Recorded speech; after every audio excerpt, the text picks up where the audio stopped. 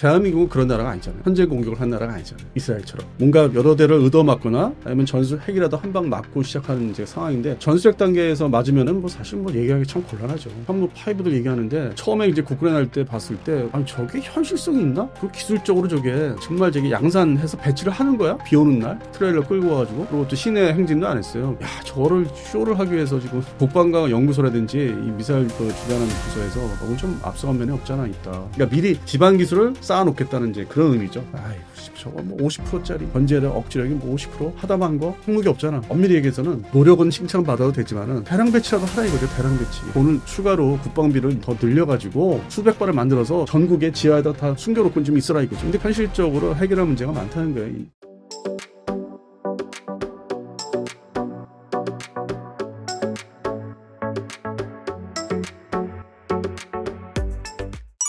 북한이 공개한 극초음속 ICBM 화성 18B가 전문가들 사이에서 충격이 컸습니다. 방어망을 뚫고 미국 본토까지 날아갈 수 있다는 분석도 나오는데요. 이게 진짜로 한국과 미국의 핵 억제 구도를 흔들 만큼 위험한 무기일까요? 최근에 이 분야에 대해서 예전과 비교해서 별로 얘기도 안 하잖아요. 무시하는 전략으로 가던데요. 그리고 어차피 그게 이제 완성이 됐다 하더라도 미국도 아주 오래전부터 그 3축, 미니트맨 3, 대륙간 탄도탄이라든지 수중발사, 뭐 워해역급 SSBN, 잠수함에서 발사할 수 있는 SLBM 탄도탄이죠. 또 어제 그제 뭐 발표한 게 아직도 억지력을 이제 일본과 한국에다 주겠다 하면서 B-52H 폭격기 그 부대를 공개를 또 했다든지 뭐 일본 측이죠. 그리고 이제 B2가 이제 수시로 뭐 19대 정도 있지만은 수시로 뭐 작전 투입되는. 그래서 미국은 뭐 전력 자체가 근간이 뭐 흔들리거나 바뀌는 게 없고 그대로 쭉 이어져 오고 유지를 하고 있으니까 물론 이제 일부에서는 뭐 오하이급 전략 잠수함이 좀 낡았다 그래서 뭐 실전 투입이 좀 제한된다 숫자들이 이제 그런 얘기 함에도 불구하고 어쨌든 그 어느 정도 척수를 유지하고 있기 때문에 발사할 수 있는 태세로 수중에서 그거에 도전하는 게 이제 북한의 대륙간 탄도탄인데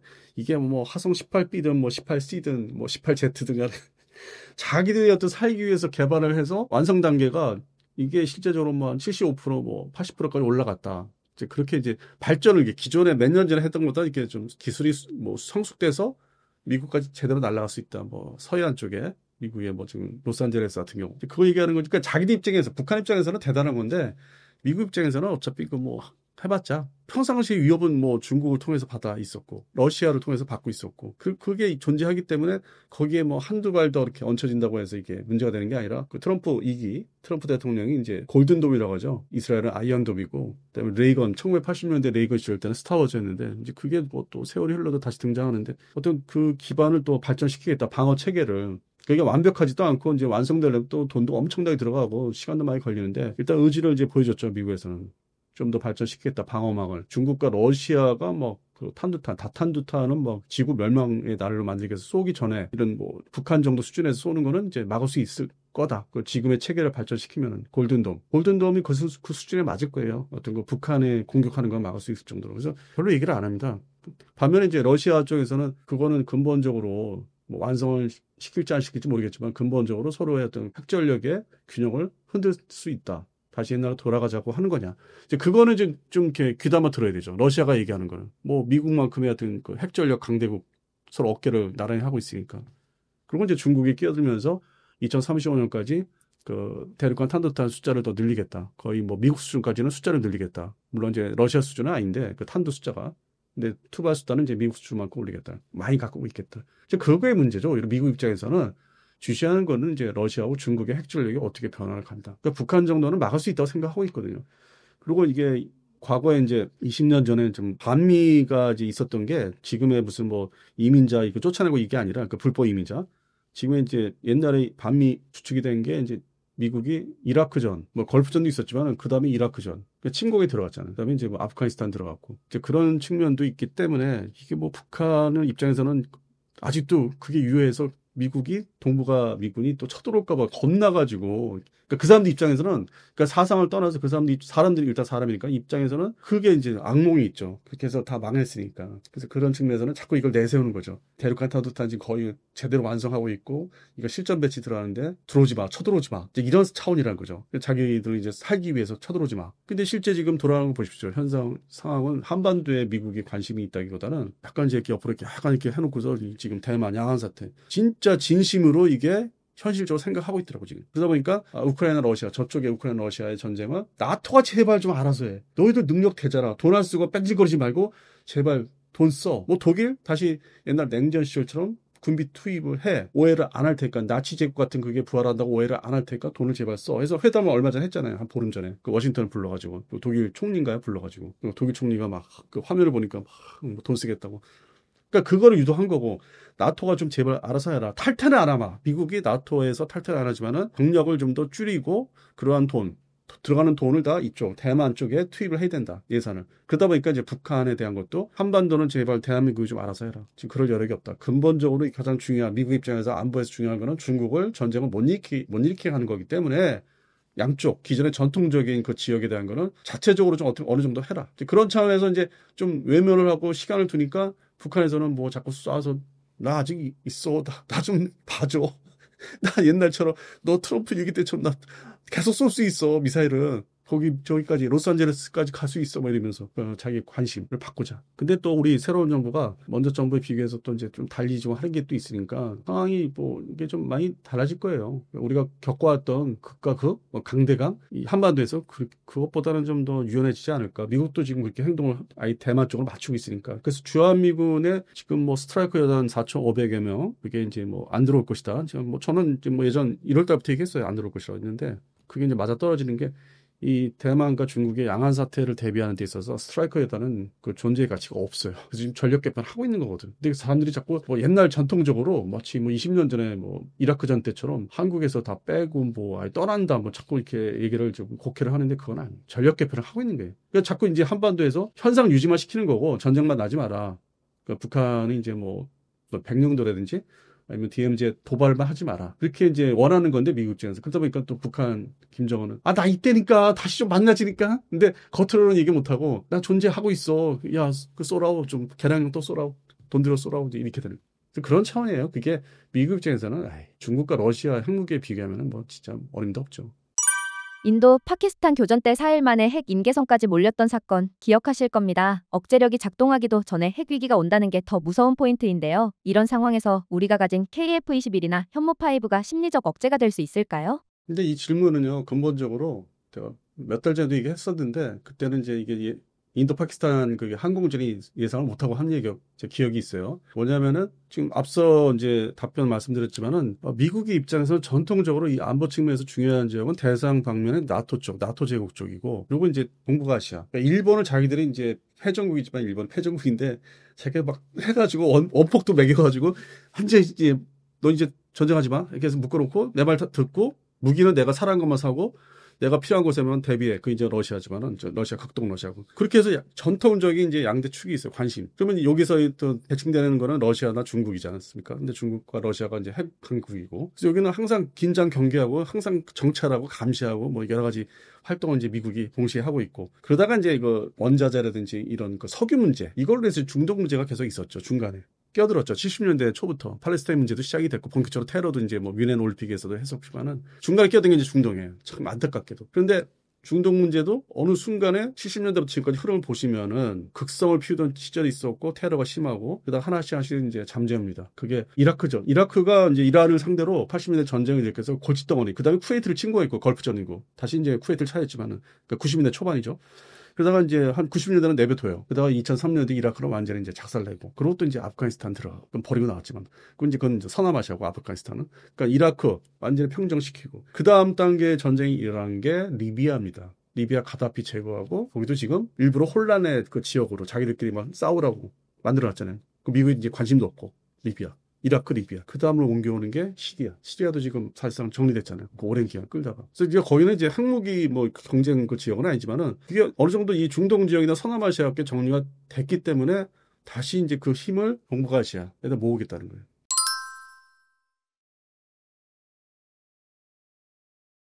그래서 전통적으로 이런 지역은 견제, 균형 이게 있기 때문에 핵무기, 핵전쟁으로 이렇게 비화되는 게 아닙니다. 서로 살기 위해서 견제를 하는데 그러다 보니까 이제 관심이 없는 지역이 어디냐. 그러니까 미국의 이해관계가 거의 없고 알아서 하라고 해. 그리고 20세기 전쟁사 2차 대전 이후에 2차 대전 그러니까 1947년도 얘기하겠습니다. 45년이 아니라 47년도 이래로 독립전쟁들이 있는데 전통적으로 미국이 그렇게 관심을 안 갖는 지역이 서남아시아의 인도 파키스탄이었어요. 방글라데시 독립할 때 71년도. 지금도 그래요. 그리고 우리 대한민국 사람들 대부분이 여행을 이제 많이 다니고 좋아하는데 이 얘기를 왜 하냐면 다니다 보면은 서남아시아 사람들이 많이 여기저기 가 있어요. 영국, 뭐 런던, 영국도 그렇고 뭐 보면은 프랑스도 그렇고 느끼는 게 있거든요, 사실. 그래서 사실 전통적으로 뭐 미국이나 대한민국이 그쪽 지역은 관심이 없어요. 그래서 결론을 말씀드리면은 핵전쟁이 일어나면은 그쪽은 맞아요. 인도, 파키스탄. 인구도 진짜 많아요. 인도. 그러니까 중국도 뭐 세계적인 그 인구 강국이지만은 제가 볼 때는 앞으로 지구상의 핵전쟁이 발발하고 위험한 것은 이 전통적인 뭐 유럽하고 동북아시아가 아닌 서남아시아. 그거는 이제 상존하고 있고 이번에 뭐 포데이 인 메이 했는데 이거는 이제 언론사들이 좀 약간 과장되게 한 거고 이 자제를 잘 했잖아요. 파키스탄, 인도가 자기들이 알거든요. 전통적으로 서방 측에서 아니면 뭐 러시아나 이쪽에서 관심 안 두는 지역이거든. 지들끼리 싸우다가 핵전쟁이 나서 뭐 전술핵이 수발하든 물론 이제 인도는 전술핵이 없지만은 해서 망하면은 그거 그렇게 막 그냥 뭐 땅을 치고 할 지역 국가들이 글쎄 다 간접 화법입니다. 이거는 말을 돌려서 한 겁니다. 생각하시면 알 거예요 무슨 의미인지. 그래서 이번에 실제 상황도 억제는 됐지만은 어떤 절제는 됐지만은 앞으로 우발적인 사태가 나서 핵전쟁이 일어난다면 그쪽 지역으로 좀 보고 있습니다. 계속. 제가 지난 1월, 12월 달에서 얘기한 적도 있어요. 그때는 생뚱맞았지. 그때 내가 얘기하면서도 생뚱맞게도 생각하실 거다 했는데 결국 일어나잖아요. 물론 이제 제한된 공중전이었지만. KF-21 현무5 SLBM까지 다 나왔지만 이걸로 충분하냐는 평가는 여전히 엇갈립니다. 어떤 쪽은 이 정도면 충분하다 하고 또 어떤 쪽은 아직 멀었다고 하죠. 지금 한국의 억제력 진짜로 신뢰할 만한 수준일까요? 근데 그 지금 최근에 등장을 시킨 이제 국뽕에 빠지게 한 등장시킨 미사일도 말씀하셨는데 여러 종류 미사일이 있고 또 개발하는 게 있는데 이걸 가지고 선제 공격을 해서 일시에 그냥 우당탕 일시에 공격하면은 이제 승산은 이제 어느 정도 이제 있는데 대한민국은 그런 나라가 아니잖아요. 선제 공격을 한 나라가 아니잖아요. 이스라엘처럼 뭔가 여러 대를 의도맞거나 아니면 전술 핵이라도 한 방 맞고 시작하는 이제 상황인데 전술핵 단계에서 맞으면은 뭐 사실 뭐 얘기하기 참 곤란하죠. 답이 없죠. 기존에 우리가 뭐 현무 5들 얘기하는데 처음에 이제 국군할 때 봤을 때 아니 저게 현실성이 있나? 그 기술적으로 저게 정말 저게 양산해서 배치를 하는 거야? 얼마나 급하면은 좀 공개를 했을까? 비 오는 날 트레일러 끌고 와가지고 그리고 또 시내 행진도 안 했어요. 그 이제 뭐 여러 가지 뭐 조건이 안 맞으니까 그래서 야 저거를 쇼를 하기 위해서 지금 너무 국방과 연구소라든지 이 미사일 그 주관하는 부서에서 너무 좀 앞서간 면이 없잖아 있다. 근데 이제 그거를 충격을 이제 받은 사람 몇 사람 제 주변에도 있어요. 그래서 이제 그거를 이제 논리를 이제 이렇게 얘기를 했는데 일단은 뭐 그러니까 논리를 이제 개발하다 보니까 북한도 북한이지만 북한에 뭐 김정은 그 뚫고 들어간다 하지만은 저 중국에 저기 있잖아요. 사막 지역 있잖아요. 몽골까지 붙어 있는 거기에 이제 뭐 미사일 기지들이 좀 있대요. 거기를 이제 유사시에 때릴 수 있다. 중국 얘기를 하더라고. 중국은 진짜 엄청난 핵무기를 갖고 있는데 거기에 그게 통하나? 좀 의아했고 북한한테 이거를 쏜다고 해서 북한이 가만히 있나? 좀 뭔가 좀 애매한 게 있어요. 그게 이제 해군의 잠수함 도산 안창호급에 지금 세 척이 실전 배치되는데 거기에 이제 500km 사거리의 SLBM. 그러니까 그것도 현실적으로는 좀 애매해요. 그게 핵탄두가 들어간 것도 아니고. 근데 우리가 할 수 있는 건 다 하겠다고. 그러니까 심리적으로 그러니까 표현하는 거예요 이게. 기술도 기술이지만은 우리가 곧 전 단계까지는 다 해본다. 그리고 이제 앞으로 먼 훗날 미국이라는 나라가 제국이 이제 뭐 이렇게 쓰러지고 지구가 이제 전 세계적으로 뭐 서로 혼란, 서로 경쟁하는 마치 19세기로 돌아가면은 그때는 핵무기를 이제 개발하면 거기다 장착을 하겠다. 그러니까 미리 기반 기술을 쌓아놓겠다는 이제 그런 의미죠. 그 전 단계 기반 기술, 그러니까 투사할 수 있는 거, 물속에 들어가서 이제 뻑뻑뻑 쏠 수 있는 거. 그 지상 발사 뭐 탄도탄이라든지 이제 그것까지는 미리 기술을 확보해 놓겠다는 그 정도 차원. 견제력보다는 우리도 준비하고 있어. 그래서 어느 순간에 이게 해금되면은 바로 핵탄두 달 거야. 뭐 그런 정도? 스스로의 자기를 이렇게 위로하는. 그러니까 저쪽에서 볼 때는 완전하게 무시는 못하겠지만은, 아이고, 저거 뭐 50%짜리. 그러니까 견제력, 억지력이 뭐 50%? 하다만 거? 핵무기 없잖아. 핵탄두 없잖아. 이렇게 하면 이제 할 말이 없는 거지. 엄밀히 얘기해서는 그 노력은 칭찬받아도 되지만은 두 번째. 그러면 대량 배치라도 하라 이거죠. 대량 배치. 돈을 추가로 국방비를 미국에서 말한 대로 더 늘려가지고 막 수백 발을 만들어서 전국에 지하에다 다 숨겨놓고 좀 있어라 이거지. 근데 그거 못해요. 당장. 돈 문제도 있고 육해공 해병대에서 서로 쓰겠다는 돈이 많기 때문에 그 뭐 현실적인 돈 문제도 있고 전국이 기지가 이 작은 한반 대한민국에서 하다못해 뭐 KT-SSM 부대 창설해서 배치한 것만 해도 지금 원주 쪽이가 거기서 난리가 났었잖아요. 사시는 분들이. 그럼 어디다가 뭐 설악산에다 꽂을 건가? 그러니까 현실적으로 해결할 문제가 많다는 거예요. 그거 그냥 2024년 10월 달 국가에 날 때 현무5 보여준 거 그다음에 뭐 우리 수출시장에서 툭하면 얘기하는 SLBM 장착 잠수함 세계 뭐 유일하다 뭐 이런 식으로 얘기하는 거. 엄밀히 얘기해서 우리 유튜브 세계를 이제 먹여 살리는 원천이죠. 유튜브 세상을 먹여 살리는 원천인지 이게 현실적으로 국가 간에 얘기할 때는 그렇게 뭐 내세울 수 있는 건 아니고.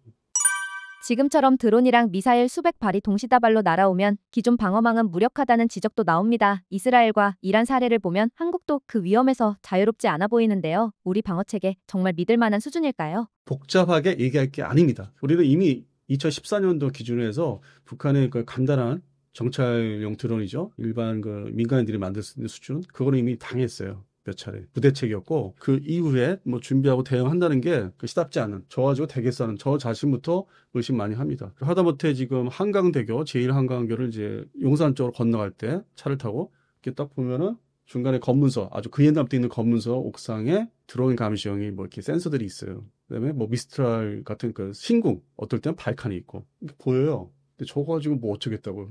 그 옛날에 용산 그 대통령실, 옛날에 대통령실을 이제 뭐 지키겠다고 하는데 자꾸 뚫린다 이거죠. 그걸 보면서 비현실적이라고, 현재 갖고 있는 뭐 장비들이 다 뭐 비오 시스템이라든지 뭐 신궁 과연 제대로 포착을 해서 격추할 수 있을까? 물론 한두 개는 할 수 있겠지만은 우리 말씀하신 대로 대량으로 동시다발적으로 오면은 우리는 그럴 방어 능력이 현재는 없다. 사람들이 좀 많이 좀 방산업체들의 주장에 많이 현혹이 돼 있는 것 같아요. 그 대탄도탄 능력은 이제 어느 정도 이제 구비가 돼가고 있는데, 그거 역시 북한이 이제 순수한 탄도탄만 공격했을 경우에 다 막지를 못할 것이다. 근접거리가 그 이스라엘과 레바논 접경 지역보다 우리가 더 짧아요. 사실상 그 더 쏠 수 있는 거리가. 물론 이제 이란에서 뭐 대량 발사했지만은, 그래서 환경 자체가 안 맞고. 그러나 이제 이건 있습니다. 기존에 70년대부터 위협을 받았던 북한의 A&2, 적어도 침투기 특수전 부대가 남아할 수 있는, 공수될 수 있는 그 방어망은 좀 정비가 된 것 같아요. 이제는 그런 완성이 돼 있다 보고 있고. 그리고 이제 제가 또 최근에 느낀 게, 저쪽에 파주 쪽 가다 보면 자유로 있지 않습니까? 자유로에 이제 전통적으로 각 방공포대, 대공 방공포대들이 많이 깔려 있어요. 사람들이 모르는데 저는 이제 알거든요. 이렇게 지나가면서 이렇게 특징이 있어요. 다 식별이 되는데, 거기에 이제 군 복무하는 사람들이, 사병들이 이제 와 있어야 되니까 그 자체 근무 여건 환경을 개선하기 위해서 그 시설물을 현대화시킨 걸 있어. 근데 그게 무슨 새로운 뭐 대공 무기를 심은 게 아니라 그 주변을 다 정리해서 깨끗하게 해놓은 거는 보고서 내가 며칠 전이거든요. 보면서 야, 저건 돈을 썼네. 그 정도?